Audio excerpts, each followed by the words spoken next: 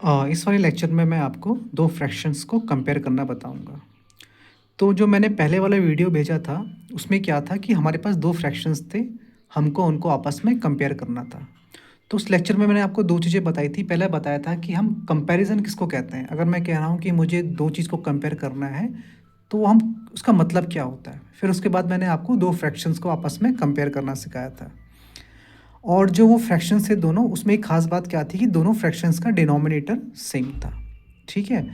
अब इस वाले फ्रैक्शंस में क्या देखो, दो फ्रैक्शन दे रखे हमारे पास। पहला फ्रैक्शन है 2/3 और दूसरा फ्रैक्शन है 2/6। ठीक है।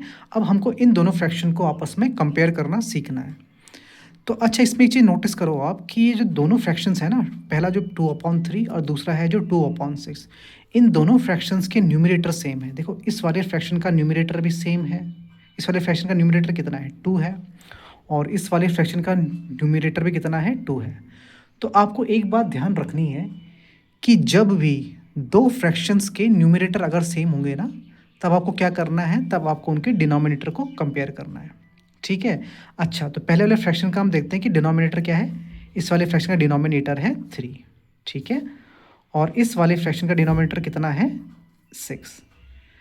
तो इस चीज़ में आपको एक चीज़ का ध्यान ये रखना है कि जब भी किसी भी फ्रैक्शन में न्यूमरेटर सेम होते हैं, तो उस केस में जिस फ्रैक्शन का डिनोमिनेटर छोटा होगा, वही फ्रैक्शन बड़ा होगा। तो इधर देखो आप, पहला फ्रैक्शन है 2/3 जिसका न्यूमरेटर कितना है, 3। दूसरा फ्रैक्शन है 2/6 जिसका न्यूमरेटर कितना है, 6। अच्छा, तो 3 और 6 में से आपको देखना है कि छोटा कौन है। तो 3 और 6 में से छोटा कौन है, 3 छोटा है। 3 छोटा है किससे, 6 से। तो इसका मतलब ये हुआ कि जो फ्रैक्शन जिसका न्यूमरेटर छोटा होगा, वो फ्रैक्शन बड़ा होगा।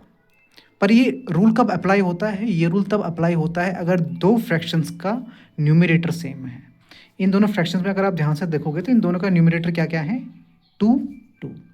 तो उस केस में जिस फ्रैक्शन का डिनोमिनेटर छोटा होगा, वही फ्रैक्शन आपका बड़ा होगा। तो देखो, डिनोमिनेटर इस वाले फ्रैक्शन का छोटा है ना, 3 छोटा है 6 से। तो इसका मतलब ये हुआ कि आपका फ्रैक्शन 2/3 बड़ा है किस वाले फ्रैक्शन से, फ्रैक्शंस 2/6 से। ठीक है। मैंने क्या कहा, अगर दो फ्रैक्शंस के न्यूमरेटर अगर सेम होते हैं, ठीक है, तो तब आपको ये देखना होता है कि किस फ्रैक्शन का डिनोमिनेटर छोटा है। तो जिस फ्रैक्शन का डिनोमिनेटर छोटा होता है, तो वही वाला फ्रैक्शन आपका क्या होगा, बड़ा होगा। तो यहाँ पे क्या होगा, 2/3 जो फ्रैक्शन है ये बड़ा होगा फ्रैक्शन 2/6 से।